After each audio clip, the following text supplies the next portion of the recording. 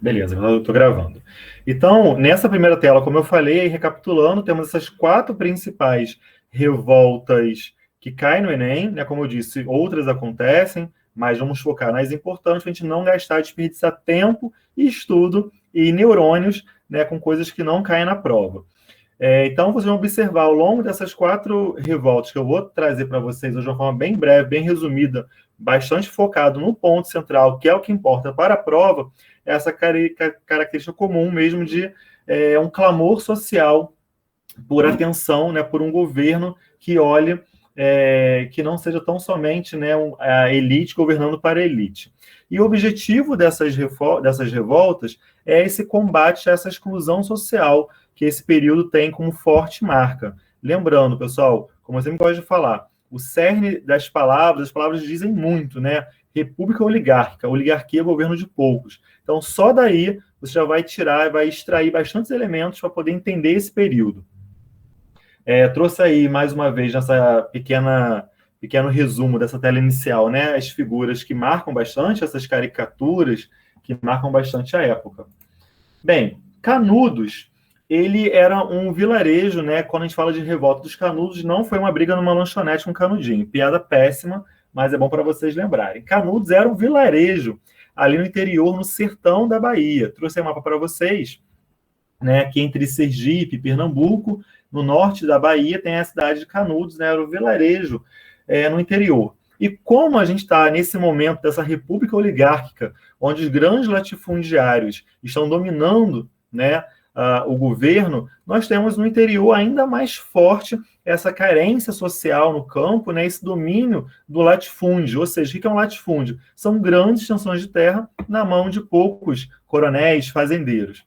Então, Canudos ele começa a se formar como uma solução, como uma opção contra a essa sociedade tão excludente, né, que a República Oligárquica vai ter marcado.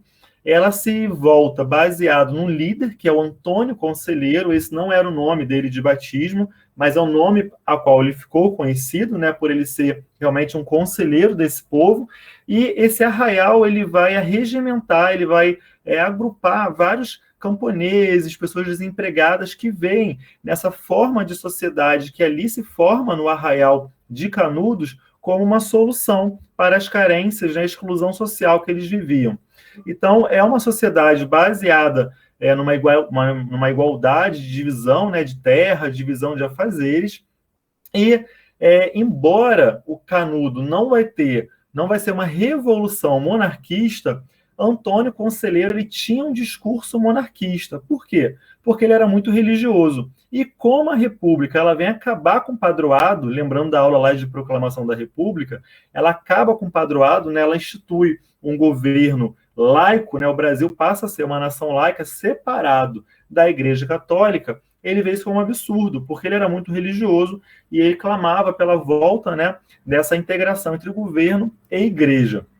Bem, Canudos ele chega a ter quase 24 mil moradores, o arraial ele cresce bastante, e isso começa a incomodar essa elite latifundiária da região. Porque pensa, né, se eu sou um grande fazendeiro, um coronel no interior da Bahia, eu preciso de quê? De mão de obra barata, livre ali para trabalhar nas minhas fazendas. E quando essas pessoas, essa mão de obra, começa a fugir para um arraial, para uma sociedade igualitária, uma sociedade onde ela tinha ali um pedacinho de terra, uma lavoura, né, ia se organizando, começa a faltar essa mão de obra para mim, isso não me interessa como latifundiário.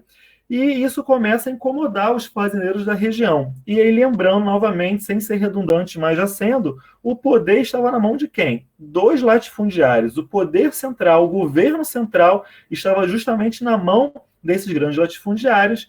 Então, os fazendeiros do interior da Bahia, do sertão, eles resolvem clamar ao governo central por uma intervenção federal nesse arraial, porque o medo, além da escassez de mão de obra, né, no local, era essa ideia de uma sociedade igualitária se expandir e acabar, né, com esse modelo econômico que já vem desde lá das capitanias hereditárias, né? Então, muito mais que uma questão social, muito mais que uma questão religiosa, Canudos vai esbarrar numa questão econômica, né? E como tudo, quando esbarra na esfera econômica, ela vai movimentar os poderosos.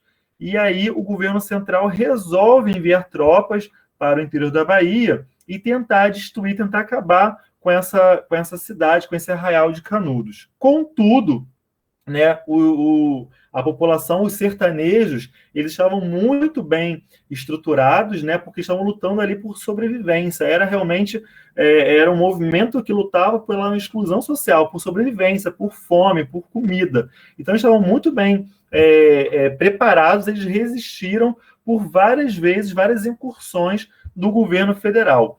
Apenas na quarta incursão do governo federal, quando o governo resolveu mandar mais de 8 mil homens, é que eles conseguiram destruir Canudos. Eles arrasaram a cidade, basicamente mataram todos os homens e mulheres e crianças do Canudos, né? Fizeram um grande massacre e Canudos caiu após essa quarta incursão do governo federal. Existe um filme muito antigo, que até o José Wilker que faz o personagem, Antônio Conselheiro, tem Cláudia Abreu, um filme bem bacana. Quem quiser ver, quem gosta, né, de trabalhar com imagem para poder fixar conteúdo historiográfico, eu recomendo esse filme, é um filme muito bacana. Se eu não me engano, até virou uma minissérie também na Globo. Quem tem Globoplay, creio que tenha lá essa minissérie Canudos, ou filme Canudos, para assistir.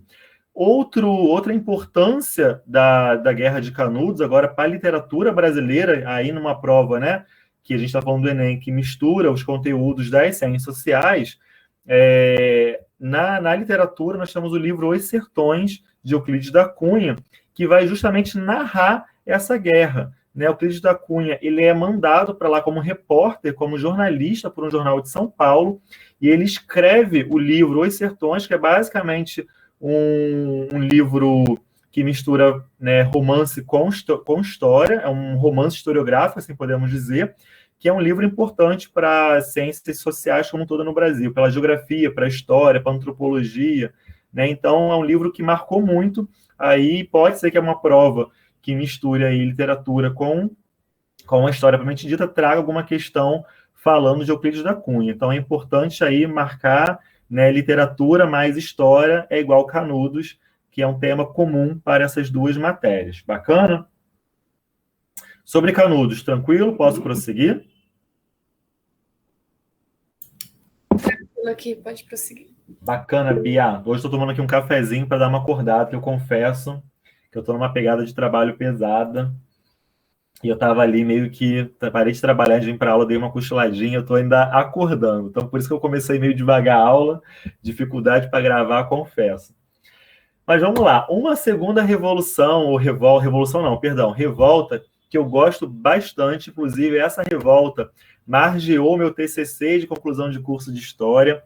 Eu falei na minha conclusão de curso sobre os cortiços do Rio de Janeiro, e a revolta da vacina tem tudo a ver. Eu sou apaixonado por história do Rio de Janeiro, tá, gente? Eu amo o Rio de Janeiro como um ambiente historiográfico, né? Acho que passear pelo Rio de Janeiro, e é um tema muito atual, Bia. Obrigado por ter adiantado isso. Eu ia falar justamente isso. Pode ser, eu acho que não, porque a gente está num governo, né, que é meio complicado. Mas seria uma importante questão para o ambiente que a gente está vivendo, misturando aí geografia, atualidades, revolta da vacina. Qual é o contexto? Eu acho que é muito importante para a gente entender como essa revolta acontece, o contexto que ela se dá. Porque, cá entre nós, a vacina em si não foi, digamos, o grande cerne da questão. Ela foi o estopim. Tá? Então, a revolta da vacina, ela teve como estopim a vacina. Mas o contexto que ela se deu, o motivo da revolta vai além da vacina. Vamos ver o que aconteceu. A gente está vivendo nesse momento na presidência de Rodrigues Alves, né, como presidente do Brasil, e o prefeito Pereira Passos. E qual era a questão do momento? O Rio de Janeiro era a capital, né, da nossa república, e era uma cidade muito feia, muito suja, muito abandonada. Realmente, o Rio de Janeiro, se hoje, pensa no Rio hoje, cheio de camelô, suja, sempre foi assim, tá? Então, o camelô, né, as bancas vendendo carnes, sempre existiram. muitos negros ex-cativos, né, agora libertos com a Lei Áurea, perambulando pelas ruas, porque o governo federal libertou os escravos sem nenhum projeto, né, para esses ex-cativos. Muitos negros também voltando da Guerra do Paraguai, agora, enfim, sem o que fazer. Então, era uma cidade muito abarrotada de gente, era uma capital muito suja, sem uma estrutura, sem uma infraestrutura que coubesse esse contingente populacional, né? Então, o que acontece? O prefeito fala, vamos criar uma capital, vamos nos inspirar em Paris e vamos criar uma Paris tropical, né? Estava nesse contexto de Belle Époque, onde a França, Paris, estava como a grande centro capital do mundo, e o presidente e o prefeito de então, do Brasil e Rio de Janeiro, resolvem embelezar e sanear a cidade do Rio de Janeiro para melhorar, né, o seu aspecto, atrair turista e mostrar que o Brasil era, sim, uma grande nação, uma grande potência, que seria o país do futuro, o país do amanhã, né? Então, desde o começo da República, essa ideia do Brasil como país do amanhã já existia. O que acontece? Começa a se fazer demolição de várias casas, né? Vários cortiços são demolidos para poder abrir avenidas largas, como a Avenida Rio Branco, né? Botei essa foto aí dessa cabeça de porco, porque o principal cortiço que existia na época era o cortiço cabeça de porco. Quem conhece a expressão cabeça de porco, né? Você vê uma casa pequena, abafada, sem janela, fala, mora numa cabeça de porco. Já ouviu essa expressão? Quem já ouviu? Coloca aí, eu no chat. É uma expressão muito usual, porque era o nome de um cortiço, era o maior cortiço do Rio de Janeiro. Nunca ouviu? Gente, eu tô velho mesmo. Ai, meu Deus do céu. Eu cresci ouvindo. Aí, obrigado, alguém ouviu a expressão. É uma expressão que eu ouvia muito quando eu era adolescente, jovem, né? Agora, já nos meus quase 40 anos, já não ouço tanto, mas era uma expressão muito usual, cabeça de porco, quando o lugar é muito apertadinho, muito simples, né? Bem moquifo, né? Então, o prefeito resolve demolir vários cortiços, várias habitações vão embora. Se tu pegar uma foto da Lapa, antes desse período, toda aquela praça ali da Lapa tinham vários cortiços, onde hoje tem aquela praça, né, em frente dos arcos, e o governo resolve agir de forma arbitrária. O que é agir de forma arbitrária? É agir de forma unilateral. Eu sou o árbitro, eu decido como eu vou agir. Eu não peço conselho, eu não pergunto para você o que você quer fazer. Eu vou agir de forma arbitrária, porque o árbitro é quem toma a decisão. Pensa no futebol, o árbitro, ele apita, ele dá o cartão vermelho, ele não pergunta quem está certo e quem está errado. Ele ali é o fiel da balança, ele é quem toma a decisão. Então, o governo agir de forma arbitrária, né, com arbitrariedade, agir de forma unilateral, impondo, de forma impositiva. Tá? Então, vários cortiços são destruídos de forma arbitrária, de forma impositiva, e isso já revolta a população, né? Porque era uma população muito pobre, muito carente, que morava nesses cortiços, nessas cabeças de porco. Mas, visando, né, solucionar a questão sanitária e embelezar a cidade, além da demolição desses casebres, desses cortiços, temos aí também um livro importante, né, O Cortiço, mais uma vez mesclando literatura com história, o governo também resolve sanear essas doenças que havia no Rio de Janeiro muito forte ainda, como a febre amarela, a peste bubônica, gente, a peste negra, olha isso, no Rio de Janeiro, no século XX, estamos lá ainda vendo uma doença medieval, casos de tuberculose, porque as casas não tinham ventilação, eram várias pessoas morando apinhadas, uma em cima da outra, né? Então a tuberculose circulava, a varíola, então essas doenças buscava-se erradicá-las. Então, convida-se o grande médico sanitarista, Oswaldo Cruz, né, hoje o nome da nossa fundação, Oswaldo Cruz, que faz vacina, e ele, que era um grande estudioso, né, sobretudo da varíola, ele vem com esse programa de vacinação arbitrária ou compulsória da população. Só que, pessoal, naquela época, a população não tinha informação sobre o que era vacina. Vacina para eles era tão somente um remédio para gado, para animal. E o governo resolve que a vacinação seria obrigatória e compulsória. O que quer dizer compulsório? Eu faço de forma impositiva sobre você.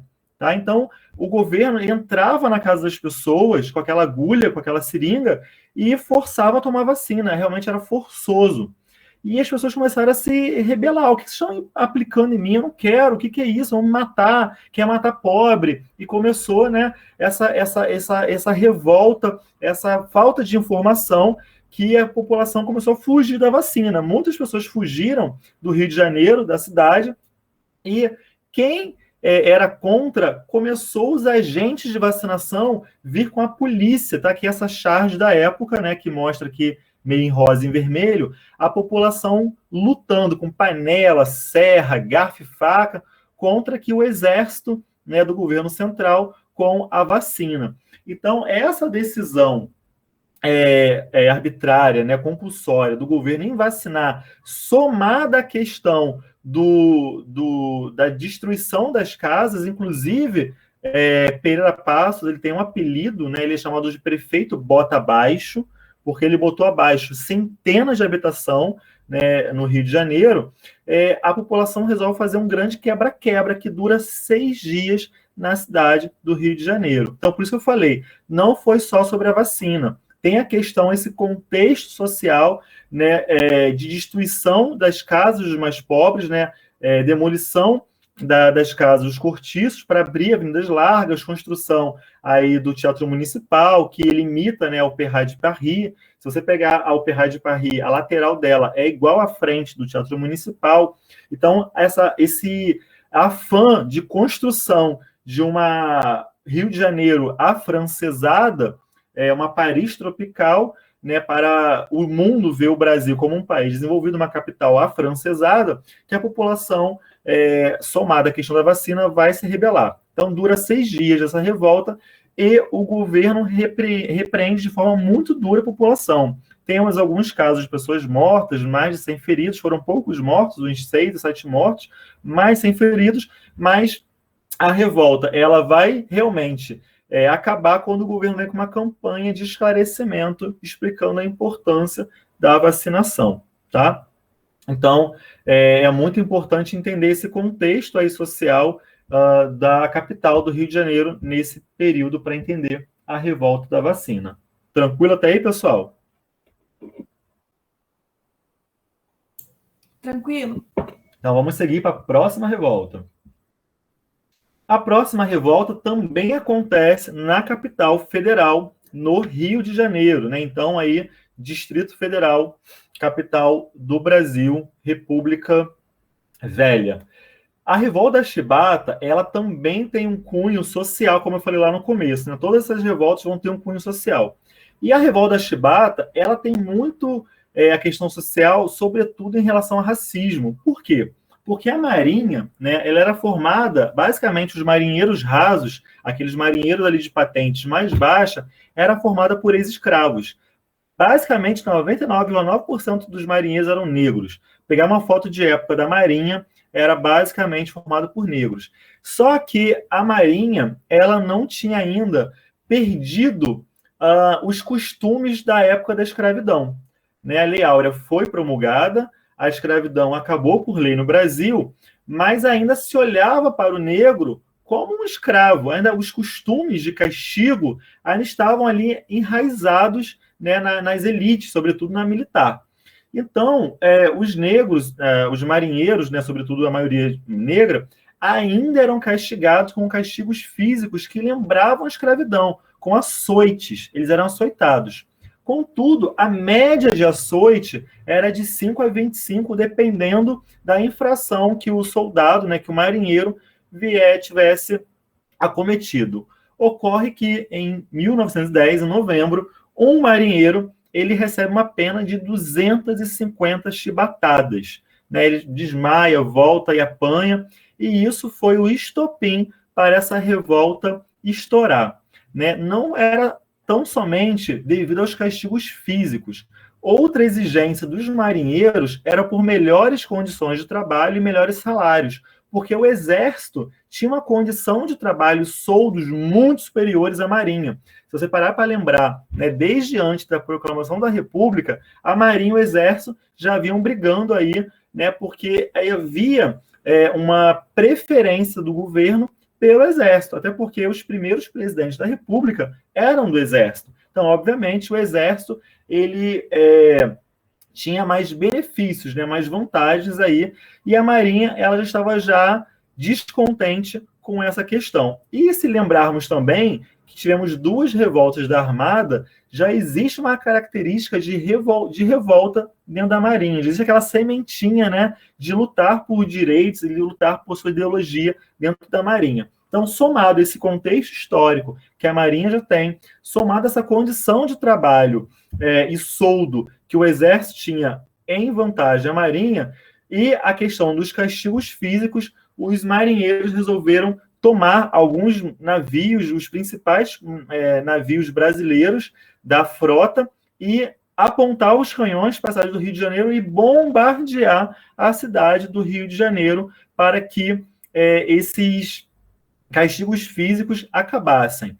Essa revolta ela foi muito exitosa. Tá? De fato, os castigos físicos acabaram por lei, o Senado, o Congresso votou pelo fim dos castigos físicos na Marinha, contudo, os líderes dessa revolta foram presos e exilados no Acre, que era uma, então, colônia penal no Brasil. Né? Fez uma coisa que não devia, vai para o Acre, né? Que era basicamente sem comunicação, fim do mundo. Né?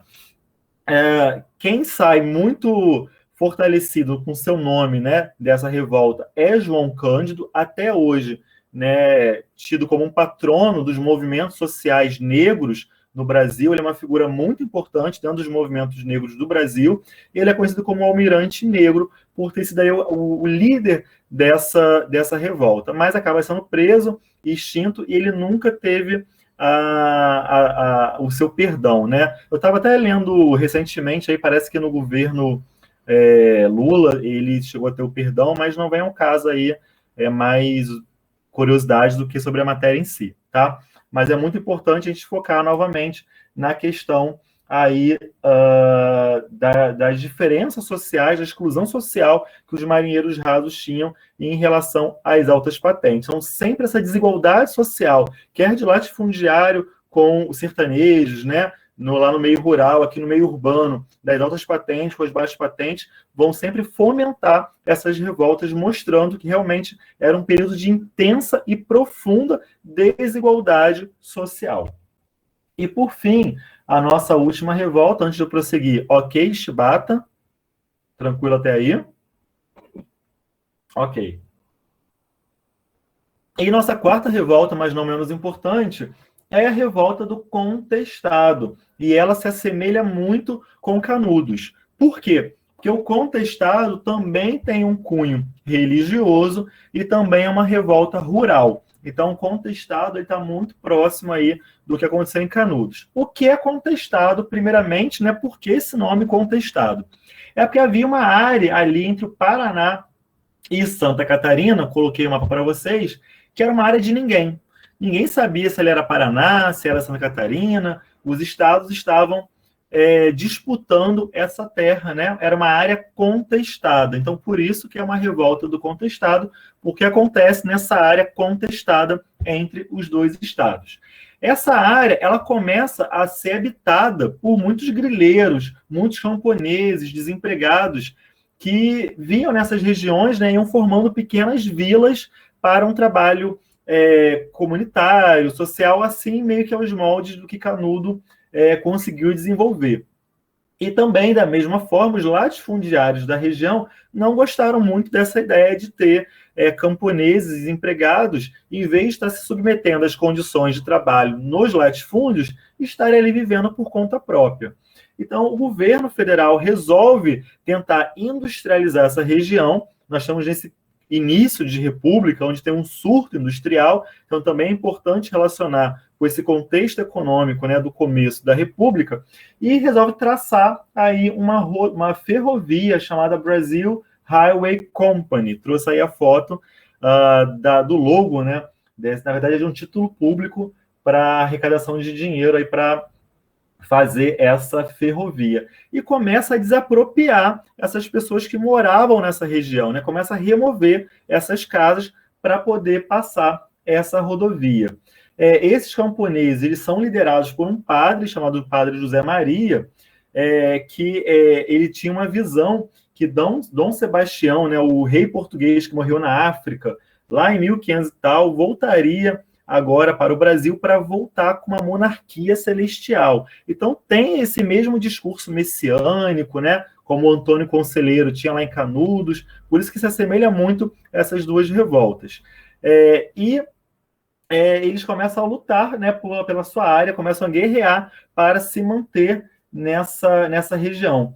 E eles resistem por 4 anos. É um dos grandes conflitos, né, sangrentos na história do Brasil, que também vem desmistificando essa ideia de que o Brasil é um país, uma pátria sem guerras, né, nós somos pacíficos por natureza. É mais uma das guerras aí que tem um saldo muito sangrento, e a população do contestado, né, que eram várias vilas e vários líderes, aí o padre José Maria era um dos mais importantes, mas era uma área muito grande, com várias lideranças, foram todos mortos e dizimados. Então foi um conflito bastante sangrento, que demorou bastante tempo, mas o governo central, o governo federal, ele atuou de forma muito incisiva para poder não deixar que essa ideia, né, de uma população vivendo alheia ou sem depender de latifúndio prosperasse aí no interior do sul do Brasil. Tranquilo, pessoal? Então essa revolta, ela tem muita afinidade lá com Canudos. Pois é, o nome inglês, né? Pois exatamente, a população maior é analfabeta, mas fatalmente é a capital britânico envolvido, né? E Brasil já cadelinha dos Estados Unidos desde que a República se proclamou, então um nome inglês aí, né? Já, embora a gente estava num período muito ainda Belle Époque, muito afrancesado, né? Mas o inglês já tinha sua importância. Então, visto essas 4 revoltas de maior importância para a nossa prova, vamos fazer 2 questões aí do Enem. A primeira questão é de 2015, que fala sobre Canudos, tá? Vocês preferem que eu leia a questão ou vocês preferem ler e a gente discute aqui? Porque às vezes eu percebo que eu lendo a questão, eu mais embolo vocês do que... Posso ler? Então tá bom. São 2 textos. Primeiro texto. Canudos não se rendeu. Exemplo único em toda a história, resistiu até o esgotamento completo. Vencido palmo a palmo, na precisão integral do termo, caiu no dia 5, ao entardecer, quando caíram seus últimos defensores, que todos morreram. Eram 4 apenas, um velho, 2 homens feitos e uma criança, na frente das quais rugiam raivosamente 5.000 soldados. Então, é um trecho da obra, né, de Euclides da Cunha, Os Sertões. Segundo texto. Na trincheira, no centro do reduto, permaneciam 4 fanáticos sobreviventes do extermínio. Era um velho, coxo por ferimento e usando o uniforme da guarda católica. Um rapaz de 16 a 18 anos, um preto alto e magro e um caboclo. Ao serem intimados para deporem as armas, investiram uma enorme fúria. Assim estava terminada e de maneira tão trágica a sanguinosa guerra que o banditismo e o fanatismo traziam a cerca por longos meses naquele recanto do território nacional. Aí é um outro texto, né, sobre a Guerra de Canudos. Os relatos do último ato da Guerra de Canudos fazem uso de representações que se perpetuariam na memória construída sobre o conflito. Nesse sentido, cada autor caracterizou a atitude dos sertanejos respectivamente como fruto da: letra A, manipulação e incompetência. Letra B, ignorância e solidariedade. Letra C, hesitação e obstinação. Letra D, esperança e valentia. E letra E, bravura e loucura. Então, aí o autor é mais uma prova de literatura, né, com português. Então, Bia e Camis foi de E. Quem mais vai de E? Quem mais vai de B? Quem mais vai de C? Juju também vai de E. Acho que está bem tranquila essa questão, né? Então, Euclides da Cunha está aí falando, né, narrando a bravura desse povo. Quando fala ali, né, rugiam raivosamente 5.000 soldados, então estavam 4 pessoas na frente, né, de forma muito brava. E o texto de hoje já mostra outra faceta, fala da loucura, né, desse povo que seguia aí como fanáticos sobreviventes do extermínio. Então a palavra fanático já traduz, né, a loucura. Parabéns, meninas. Letra E, bem tranquila. Outra questão da prova de 2018 sobre a revolta chibata. Vamos ler. Os seus líderes terminaram presos e assassinados. A marujada rebelde foi inteiramente expulsa da esquadra. Num sentido histórico, porém, eles foram vitoriosos. A chibata e outros castigos físicos infamantes nunca mais foram oficialmente utilizados. A partir de então, os marinheiros, agora respeitados, teriam suas condições de vida melhoradas significativamente. Sem dúvida, fizeram avançar a história. Então, é do livro, né, 1910, A Revolta dos Marinheiros, uma saga negra. A eclosão desse conflito foi resultante da tensão acumulada na Marinha do Brasil pela letra A, engajamento de civis analfabetos após a emergência de guerras externas. Letra B, insatisfação de militares positivistas após a consolidação da política dos governadores. Letra C, rebaixamento de comandantes veteranos após a repressão a insurreições mileralistas. Letra D, sublevação das classes populares do campo após a instituição do alistamento obrigatório. Ou letra E, manutenção da mentalidade escravocrata da oficialidade após a queda do regime imperial. De novo, a letra E é um déjà vu? Ou vocês estão repetindo a letra E? A letra E de novo, é isso? É de novo? É um jogo. Estão fazendo um jogo comigo, meninas? Não, tô brincando. É exatamente letra E, pessoal. Então, foi bem tranquila essa, né? Essa mentalidade que ainda existia, né, na oficialidade, que é oficialidades. Essas são os oficiais, né? A patente alta, mesmo após a queda do regime imperial e a abolição da escravidão, essa mentalidade de tratamento do negro continuava com castigos físicos, né? Então, eles lutaram contra essa manutenção de mentalidade. Então, bem tranquilo, tá? São revoltas super importantes, mas eu trouxe aqui os principais pontos, bem objetivo, não precisa se aprofundar muito, e quando a questão trouxer algo dessas revoltas, vai ser mesmo o contexto, né, o objetivo, por que eles lutaram, como essas questões trouxeram aqui. Então, não precisa gravar nomes, gravar datas, é importante saber o contexto histórico, o contexto político, né, de Primeira República, e ter em mente que é um momento de profunda desigualdade e abismo social, é o que vai movimentar todas essas revoltas. Tranquilo, pessoal? Estamos aí já com o nosso horário já chegando, a aulinha de matemática daqui a pouquinho. Agradeço imensamente a presença de vocês, o prestígio mais uma vez. Estava com saudades, né? Ficamos quase 3 semanas aí sem aula, porque estava adiantado o nosso calendário, né? Então, liberei para os professores colocarem em dia. Mas é isso, segunda-feira a gente volta no nosso horário normal, à noite, às 8h50, tá bom? Até segunda, pessoal. Beijo, meninas. Estudem. Fiquem com Deus. Beijo. Valeu, Israel. Muito obrigada pela aula, professor. Valeu, Até semana que vem. Muito bom matar a saudade. Um beijo. Também está. Beijão, minha linda.